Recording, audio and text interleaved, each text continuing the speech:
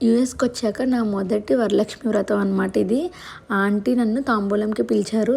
Sujatha aunty ఎంత మంచిగా పిలుస్తారంటే ఏ event అయినా హోస్ట్ చేయడంలో ఆంటీ తర్వాతే అనిపిస్తది నాకు.